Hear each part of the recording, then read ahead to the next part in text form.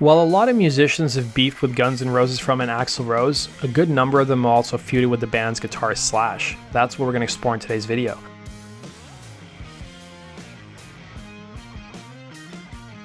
While a lot has been written about the time Slash auditioned for Poison in the mid-80s before Guns N' Roses blew up, there was a period of time where Poison and Guns N' Roses also feuded. The source of the feud seemed to stem from an interview Slash gave to Hit Parader in 1987, where he referred to Poison as, and I quote, posers who represent everything wrong with rock and roll. Bryn Breidenthal, who worked for Geffen Records and was the publicist for Guns N' Roses, drew the ire of Poison's band members at a party she attended following a concert by Motley Crue and Whitesnake. She would tell the LA Times she left the party about midnight when bassist Bobby Dahl and frontman Bret Michaels confronted her about Slash's remarks and doused her with multiple beers and ice from a champagne bucket before she was escorted out by the venue's security. She would claim she received threats against her from Poison's management if she went public with her story, and she in turn filed a $1 million lawsuit against the members of the band. The suit was eventually settled out of court, and according to the memorabilia site Gary Rocks, the members of Guns N' Roses sent Breidenthal a postcard showing their support for their publicist. When asked about his audition for Poison, Slash largely seemed to brush it off as nothing too serious, claiming he didn't want to dress up in costumes and makeup. But Poison drummer Ricky Rocket painted a different picture, telling Decibel Geek in 2017, "We wanted a rock East Coast guy," and then CC DeVille auditioned, and he just made more sense than Slash did. So it was a tough decision because we all liked Slash. Slash was really pissed off about it. He was pissed. He was like, "What the F, you guys?" So there was this rivalry between Guns N' Roses and Poison because of that, I think for a long time, you know. Before the formation of supergroup Velvet Revolver in 2003, Slash, Duff McKagan, and Matt Sorum would play a benefit show for deceased drummer Randy Castillo in 2002. Buckcherry's Josh Todd and Keith Nelson would take part in the performance, and afterwards it was decided that the musicians would write some songs together with the former members of Guns N' Roses. Frontman Josh Todd would tell the Appetite for Distortion podcast what happened next, saying he was into it, referring to Slash, so we became a band for like a month. We were in the rehearsal room writing songs, and we even got to the point where we were taking management meetings to find a manager to manage it, and we were trying to come up with a band name and all of it. All of a sudden Slash came in and said he didn't want to do it anymore. Pulled the plug without even letting anybody know. We thought everything was going fine. That really kind of set me off. I didn't like that. I didn't like wasting my time and spinning my wheels and somebody kind of leading me on. I don't even care who it is, whether it was Joe Blow or Slash. It really irritated me, but it was what it is, so Keith and I went our separate ways. It was only after that Velvet Revolver eventually became something. Funny enough, one of those songs written during those sessions would be named Dirty Little Thing. That made Velvet Revolver's debut album Contraband. However, Velvet Revolver would be sued by the band Dirty Deeds for ripping off their song Cyberbabe. The band would end up having to split royalties over Dirty Little Thing due to the dispute. Years later, Slash would appear on Nikki Sixx's Six Sense podcast and discuss the song, putting the blame on the Buckcherry members, saying, "Before Velvet Revolver really became Velvet Revolver, we had written these two parts of one song. Duff and Matt and I, and we were working with some other guys who will remain nameless, who brought in the other two parts of that song. So when Velvet Revolver came together, we kept the song as it was.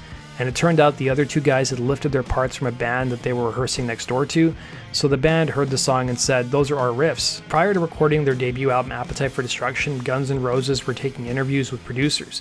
One of those people would be Kiss's Paul Stanley. According to Slash, the band wasn't serious about working with Stanley, but because drummer Steven Adler was such a huge fan, they took the meeting. Stanley would write in his book about meeting with Guns N' Roses for the first time, saying, "Howard came with me to meet the band, a bunch of young guys called Guns N' Roses. We had arranged to meet them at an apartment their manager had rented for them near the corner of La Cienega and Fountain. I introduced bald, pot-bellied Howard as my bodyguard as a joke, but after looking around for a few minutes, I could see why they didn't get it. Izzy was unconscious, with drool coming out of the side of his mouth. It wasn't clear whether he was sleeping or dead. That's how rough he looked. Duff and Steven were very nice, and Steven was just glowing about what a big Kiss fan he was. I didn't realize that the half-comatose, curly-headed lead guitar player who called himself Slash was what had become of the sweet kid I'd spoken to during the interviews before the recording of Creatures a few years earlier. Then Axl chatted with me and played a few songs on a crappy cassette player they had lying around. When he played Night Train, I thought it was really good, but I told him that maybe the chorus could be used as a pre-chorus instead, and there could be another chorus added afterwards. That was the last time he ever spoke to me. Ever. Slash roused himself and he and I started talking about the Stones. I showed him Keith's 5-string open G tuning, which was the setup Keith used to write all his stuff. I took a string off and retuned a guitar, and he thought it was very cool. I also offered to help Slash get in touch with people who could hook him up with some free guitars. We were sponsored by all sorts of instrument companies, and I figured a young guy like him could use some help getting equipment to record with. Decades later, Slash's recollection of the night would be faulty at best. He liked to pretend I had dared to meddle with their sound. God forbid this guy from Kiss would have anything to do with guns. I mean, what could be worse than a guy from Kiss, of all things? He also recalled that I had a blonde trophy wife with me. But I wasn't married and was in fact there with a short brunette named Holly Knight, who was a songwriter famous for Love is a Battlefield, among other hits. There is obviously a reason why defense attorneys never want to put alcoholics or drug addicts on the witness stand. That was years later, of course. Immediately after my interactions with the band, I started to hear lots of stories Slash was saying behind my back. He called me gay, made fun of my clothes, all sorts of things designed to give himself some sort of rock credibility at my expense. This was years before his top hat, sunglasses, and dangling cigarette became a cartoon costume that he would continue to milk with the best of us for decades. I didn't wind up being involved with GNR's album. No surprise there. The surprise came a few months later when Slash called me and wanted to follow up on my offer to help him get some free guitars. You want me to help you get guitars after you went around saying all that shit about me behind my back? Slash got real quiet. You know, one thing you're going to have to learn is not to air your dirty laundry in public. Nice knowing you. Go f*** yourself. In Slash's 2007 autobiography, he would write about one of his best friends in the early days of Guns N' Roses, named Todd Crew, who was the bassist for a band named Jet Boy. Crew struggled with substance abuse and was eventually fired from the band and started hanging out a lot with Slash. In the summer of '87, Slash was in New York City when Crew paid him a visit, distraught after his girlfriend had broke up with him. Slash had some business to attend to, but he took Crew along with him for the day. The pair would end up running into some musicians they knew from LA who were looking to score drugs. Slash would claim that Crew had been drinking for around 18 hours and was in no shape to do any kind of drugs. Despite this, he claimed he tried to stop Crew from taking the drugs but was outvoted by the other musicians, and Slash claimed in his book he soon got involved in the partying as well. Supposedly, Crew overdosed twice that day before he finally died.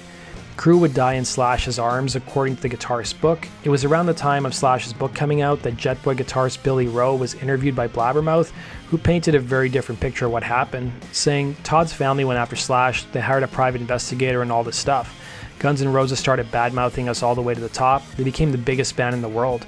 A year later, they fired Steven Adler for the same reason. Is it the pot calling the kettle black? I say yes all the way around. It's very personal. When I read the book, there's a lot of stuff that isn't true. It bothers me. Slash wants a last laugh. In a separate interview with Punk Globe, he would tell the publication, absolutely Slash is a liar and he knows it. The few people that were there that night know what really happened, and Slash is 100% full of shit. Todd OD'd twice that night, we were told. The first time Slash didn't even bother calling 911. After they revived him for a minute, everyone freaked out being high on dope and left, Slash included. When they came back, Todd was dead. That's when Slash finally called 911 when it was too late. It's the perfect alibi. I wasn't here. When I got back, Todd was dead. Slash only cared about saving his own ass from criminal charges, which is exactly what happened. Slash walked away with no repercussions. That does it for today's video, guys. Thanks for watching. Be sure to like button and subscribe. We'll see you again in Rock and Roll Stories. Take care.